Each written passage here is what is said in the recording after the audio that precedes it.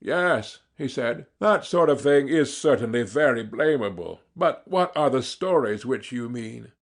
Well, first of all, I said, there was that greatest of all lies in high places which the poet told to Uranus, which was a bad lie too. I mean what Hesiod says that Uranus did, and how Cronus retaliated on him.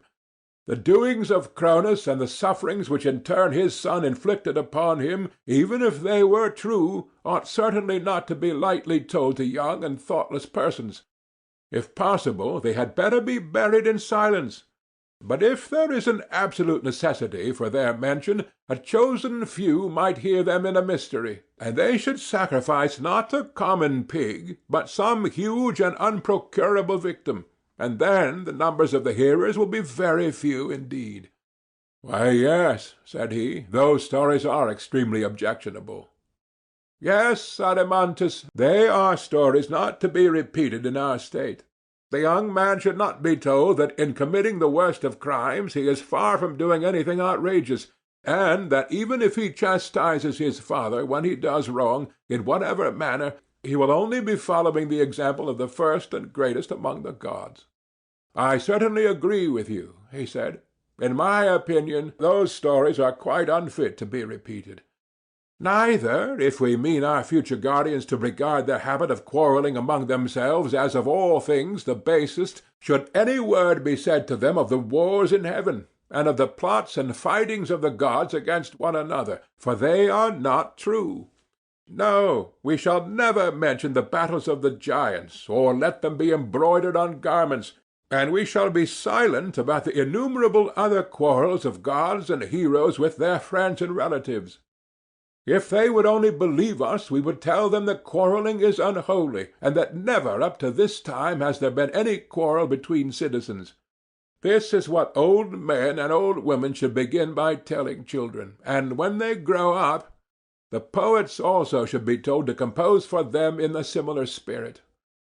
But the narrative of Hephaestus binding here his mother, or how on another occasion Zeus sent him flying for taking her part when she was being beaten, and all the battles of the gods in Homer, these tales must not be admitted into our state, whether they are supposed to have an allegorical meaning or not. For a young person cannot judge what is allegorical and what is literal. Anything that he receives into his mind at that age is likely to become indelible and unalterable. And therefore it is most important that the tales which the young first hear should be models of virtuous thoughts. There you are right, he replied. But if any one asks where are such models to be found, and of what tales are you speaking, how shall you answer him? I said to him, you and I, Adeimantus, at this point are not poets, but founders of a state. Now, the founders of a state ought to know the general forms in which poets should cast their tales, and the limits which must be observed by them, but to make the tales is not their business. Very true, he said. But what are these forms of theology which you mean? Something of this kind, I replied. God is always to be represented as he truly is, whatever be the sort of poetry, epic, lyric, or tragic, in which the representation is given. Right. And is he not truly good, and must he not be represented as such? Certainly. And no good thing is hurtful? No, indeed. You agree with me, then, I said, that this is the second type or form in which we should write and speak about divine things. The gods are not magicians who transform themselves, neither do they deceive mankind in any way. I grant that.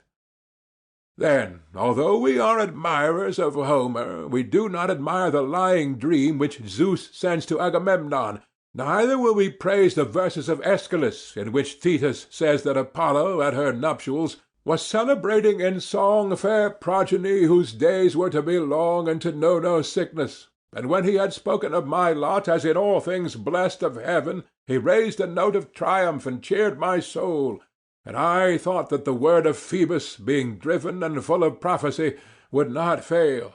And now he himself who uttered the strain, he who was present at the banquet, and who said this, he it is who has slain my son. These are the kind of sentiments about the gods which will arouse our anger.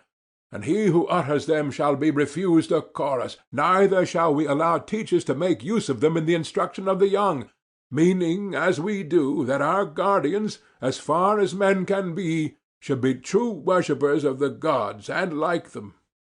I entirely agree, he said, in these principles, and promise to make them my laws. End of Part 2.